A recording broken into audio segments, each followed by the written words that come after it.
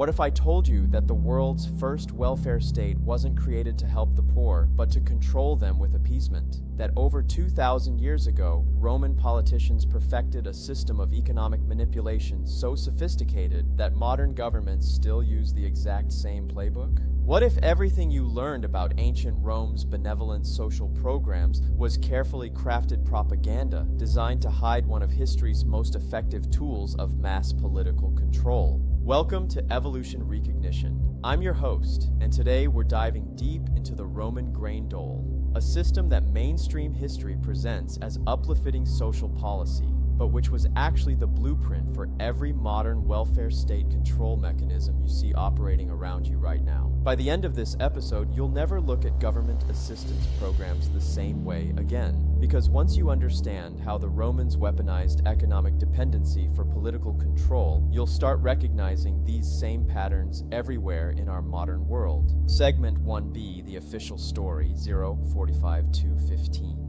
The Roman Grain Dole, known as the Cura Annoni, has traditionally been documented as compassionate response to urban poverty and food insecurity. The basic narrative goes as follows. As Rome grew into a massive city of over 1 million people, the government stepped in to ensure that citizens wouldn't starve during times of scarcity. You may hear prescriptive accounts telling how visionary leaders like the Gracchi brothers recognized the suffering of Rome's urban poor and courageously fought against wealthy elites to establish subsidized grain distribution.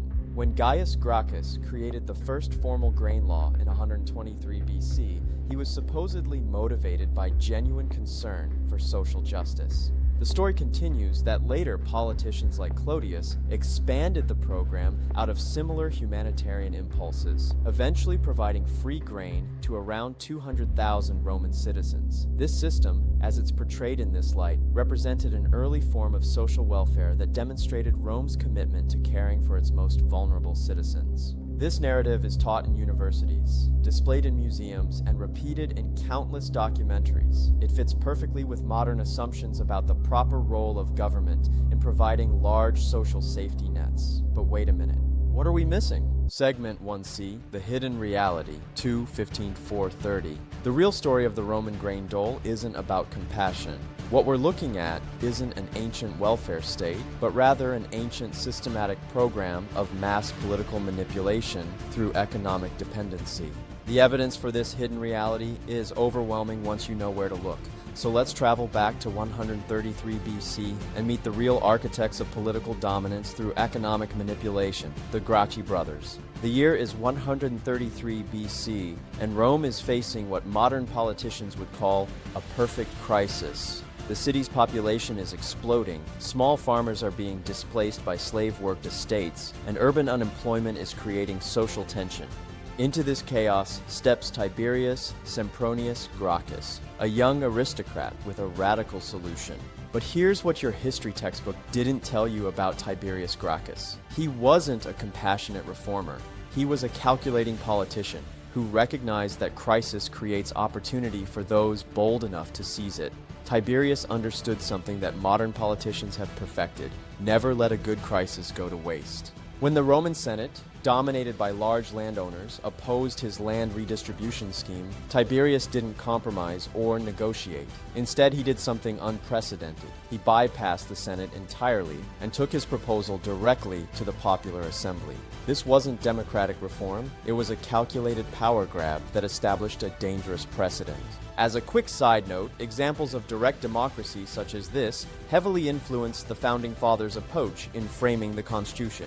They invoked lessons from ancient Rome and, in their words, sought to rein in excess democracy. But that is for a future episode. Getting back to Tiberius, he made a crucial miscalculation when he tried to run for a second consecutive term as tribune, another unprecedented move. His opponents recognized the threat he posed to the existing order. In 133 BC, Tiberius Gracchus was killed in political violence that marked the beginning of the end for the Roman Republic. Enter Gaius Gracchus, Tiberius's younger brother, who learned from his brother's mistakes. When Gaius became tribune in 123 BC, he understood that lasting political control required more than just land redistribution. It required creating permanent economic dependency among the urban masses. Gaius Gracchus created the first systematic grain subsidy program in Roman history. Citizens could purchase grain at below-market prices, guaranteed by the state. But this wasn't charity. It was the foundation of a political machine.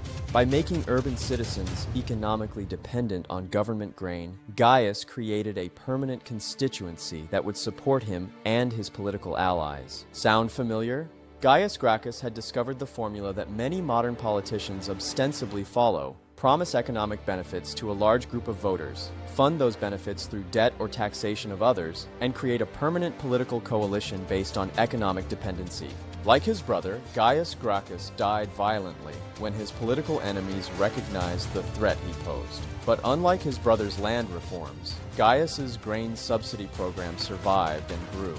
The Gracchi brothers had created the prototype, but it would take another politician 50 years later to perfect the system and demonstrate its true potential for mass political control. Segment 2B, Clodius perfects the model, 7-10 hours. Meet Publius Clodius Pulcher. Clodius was born into the aristocratic Claudian family, but he understood that real power in late Republican Rome lay with whoever could control the urban masses. So he did something unprecedented. He legally changed his status from patrician to plebeian, making himself eligible for the tribunate of the plebs. In 58 BC, as tribune, Clodius implemented what we might call the first comprehensive political control program in human history. He didn't just expand the grain dole, he revolutionized it. Where Gaius Gracchus had offered subsidized grain, Clodius made it completely free. Where previous programs served perhaps 40,000 citizens, Clodius expanded coverage to an estimated 320,000 people. Clodius didn't just give away free grain.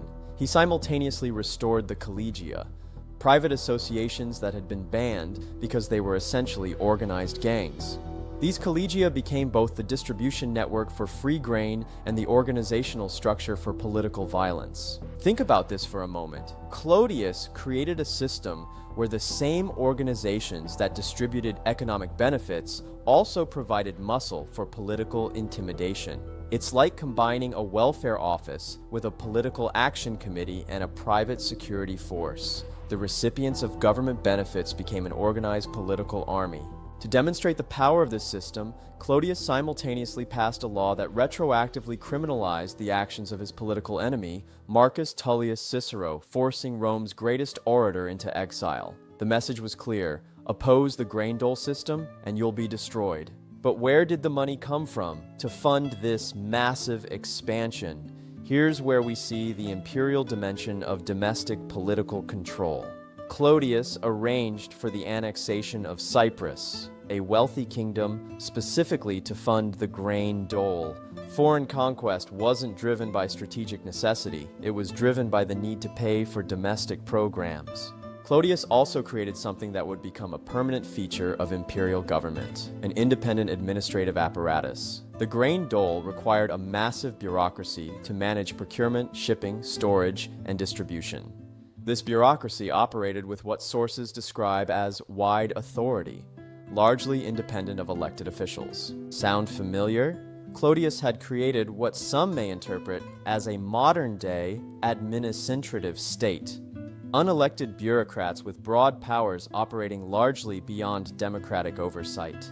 Every modern welfare program, from Social Security to Medicare to food stamps, operates through similar administrative structures that have become virtually immune to political reform or repeal. The system Clodius created was so effective that even Augustus, the first emperor, couldn't eliminate it. Augustus reluctantly adopted the grain dole as a permanent feature of imperial government. By 22 AD, Emperor Tiberius publicly declared the cura annoni to be a personal and imperial duty, which, if neglected, would cause the utter ruin of the state. Think about that quote for a moment. Within 70 years, a program that started as political manipulation had become so entrenched that emperors believed the state itself would collapse without it. This is how temporary crisis measures become permanent features of government power. But to understand how this system really worked, we need to look beyond the political maneuvering and examine the sophisticated economic warfare that made it all possible. Act 3, The System, 10-1530. Here's where the Roman Grain Dole reveals its true sophistication as an economic control system. Factions of the Roman ruling class didn't just create dependency among their own citizens, they created a model for extracting wealth from conquered territories to fund domestic redistribution programs. By the height of the empire, provinces like Egypt, North Africa, and Sicily were what sources describe as almost entirely given over to grain production for Rome. These weren't voluntary trade relationships. They were systematic wealth extraction operations designed to fund political control in the imperial capital. But here's the crucial detail that reveals the system's true nature. The Romans didn't pay for this grain with their own money.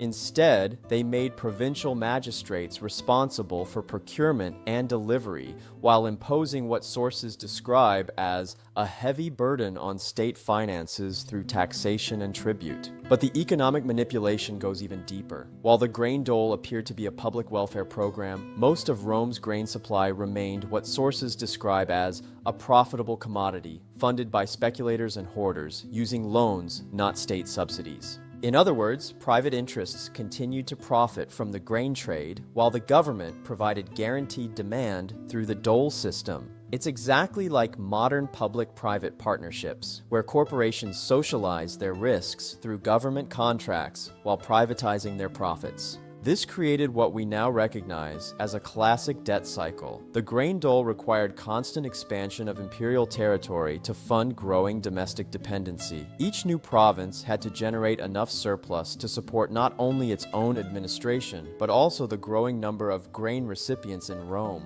Contrasting the excessive deficit spending to modern-day America's fiscal crisis. The United States runs massive budget deficits to fund domestic entitlement programs, finances those deficits through foreign borrowing, and maintains a global military presence partly to ensure continued access to resources and markets needed to sustain the system. The Romans understood that their system was fiscally unsustainable, but they also understood that it was politically irreversible. Once economic dependency among a large portion of the population reaches a critical point, eliminating those benefits becomes virtually impossible without triggering massive social unrest. The system's vulnerability was finally exposed in 439 CE when the Vandals captured Carthage, disrupting grain shipments from North Africa. Within decades, the Western Roman Empire collapsed, partly because it could no longer sustain the economic dependency it had created among its own citizens. Today, the United States faces a similar challenge. Social Security, Medicare, and Medicaid consume 58% of federal spending, with unfunded liabilities measured in the tens of trillions of dollars. Like the Romans, modern politicians understand the system is unsustainable but politically irreversible. Segment 3b, Religious and Legal Justification, 1245 to 1530.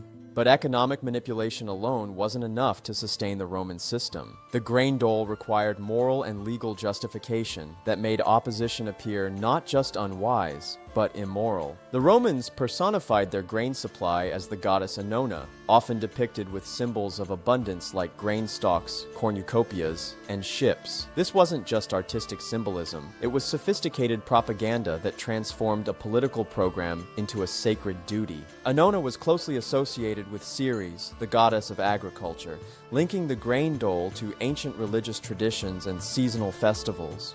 Opposition to the grain dole could thus be portrayed as opposition to the gods themselves, making political resistance appear sacrilegious. Modern welfare states use identical tactics. Programs are wrapped in moral language about social justice, human dignity, and basic rights. Opposition is characterized not as policy disagreement, but as moral failure. By 22 AD, Emperor Tiberius had elevated this moral justification to the level of imperial doctrine, declaring the cura annoni to be a personal and imperial duty, which if neglected would cause the utter ruin of the state. Notice the language. Not just beneficial policy, but essential duty, whose neglect would destroy civilization itself. The sentiment toward modern-day social programs is congruent. Social Security isn't just a retirement program, it's the third rail of American politics. Medicare isn't just health insurance, it's a sacred trust. These programs become too morally and politically important to question, let alone reform. The Grain Dole also established legal precedents that persist in every modern administrative state. The system required permanent bureaucracy with broad discretionary authority, operating largely independent of elected oversight. The Prefectus Annoni, or grain prefect, wielded what sources describe as wide authority over procurement, distribution, and enforcement. This official could requisition ships, commandeer storage facilities, and punish merchants who failed to comply with grain regulations. Every modern regulatory agency operates with similar broad authority. The EPA can shut down entire industries through regulatory interpretation. The IRS can destroy individuals and businesses through selective enforcement. The Federal Reserve can manipulate entire economies through monetary policy. All of these powers trace back to precedents established by Roman administrative law. Perhaps most importantly, the Grain Dole established the precedent that emergency conditions justify extraordinary government powers that become permanent features of the system. What started as temporary crisis response became permanent institutional authority. This pattern repeats throughout American history. The income tax was a temporary Civil War measure. The Federal Reserve was an emergency response to financial panics. Social Security was temporary Depression relief. The Patriot Act was a temporary response to terrorism. Each crisis creates new government powers that never disappear. The Roman model directly contradicts every principle of American constitutional government. The Constitution was designed to prevent exactly the kind of economic dependency and administrative state power that the Romans perfected. The founders understood that economic dependency corrupts both citizens and government. That's why they limited federal authority to enumerated powers and specifically rejected the kind of general welfare programs that had destroyed the Roman Republic. In the earlier years of Social Security, after the crisis of the Great Depression and World War II, America was strong and prosperous. The middle class flourished, and a public trust for retirement benefits was ostensibly pragmatic. Over time, however, the downstream effects of forced redistribution become more prescient and begin to erode the middle class's strength, disproportionately and gradually passing on the burden of paying for these programs to future generations. Here's some data to digest. Social Security's first year of entitlement distributions was 1937. At that time, the age expectancy was 61 years old, and the entitlement age was 65, 4 years later than the average life expectancy. Only 54,000 citizens received benefits out of 128,000 national population, just 0.04% of the population. Today, in 2025, 74.4 million Americans receive Social Security benefits, nearly 23% of the U.S. population. The program's intention was to provide social insurance to the most economically vulnerable elders during the crisis of the Great Depression, and wasn't meant to last for decades and generations to come. Just like the Grain Dole started out modest, it rapidly expanded to include most of the Roman citizenry and spiral into a positive feedback loop. The more people gained entitlement, the more of a burden on future generations and provincial populations to provide for the increased demand, which further drove future generations into dependency through taxation and inflation, begetting more of a demand for welfare, and so on and so on. Act 4, The Legacy, 1530-18 Segment 4A, Modern Parallels Revealed, 1530-17 Aries. The Roman Grain Dole wasn't ancient history, it was the prototype. Every mechanism the Romans used to maintain control through economic dependency operates in modern America, just with updated technology and more sophisticated branding. It's not simply a matter of political control, however, as there are always a myriad of compounding factors in any complex society. As mentioned before, many Roman citizens did not resist the redistribution of grain and other resources. Over time, the attitude and culture towards this sort of artificial disruption to the free flow of energy exchange and resources only became more popular. Massive socioeconomic and sociopolitical institutions, such as the Grain Dole, aren't solely thrust upon the people without a collection of individual consent and personal choice.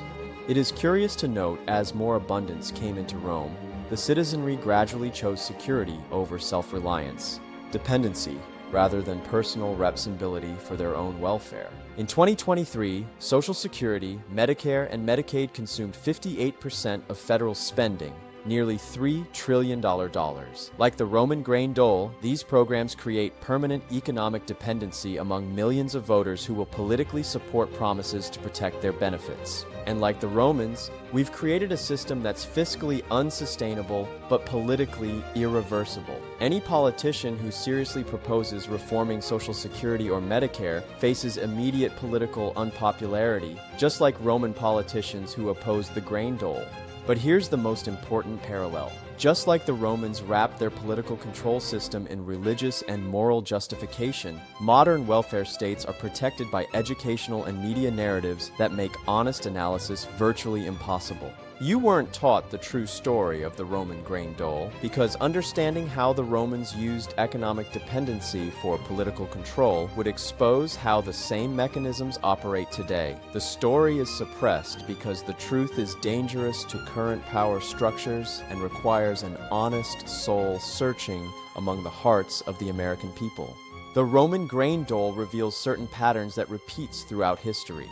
First, politicians utilize economic dependency for political control by consciously and unconsciously hiding behind narratives of social welfare and compassionate government. And second, flourishing societies that owe their success to principles such as self-determinism, value generation and reciprocity, and productive contribution allow that exorbitance to erode those principles into reliance, forced redistribution, and administrative largesse. Every time you hear politicians promise free healthcare, free education, or free anything else, think deeper about the second, third, and 50th order consequences. The question isn't whether these patterns repeat, it's whether you'll recognize them in time to break the cycle. This is why evolution recognition exists. We're not here to tell you what to think. We're not here to call for any modern-day political action or regime change. We're here to give you the analytical tools to recognize how power actually operates across history and how collective choices freely surrender control in exchange for convenience. We want you to begin your own critical thinking and come to your own empowered conclusions. If this analysis opened your eyes to hidden historical patterns, subscribe to Evolution Recognition and hit the notification bell. We're just getting started revealing how the same power structures that controlled ancient Rome are operating in your world today. Until next time, keep questioning the official narratives, keep recognizing the patterns, and remember, those who understand history aren't doomed to repeat it.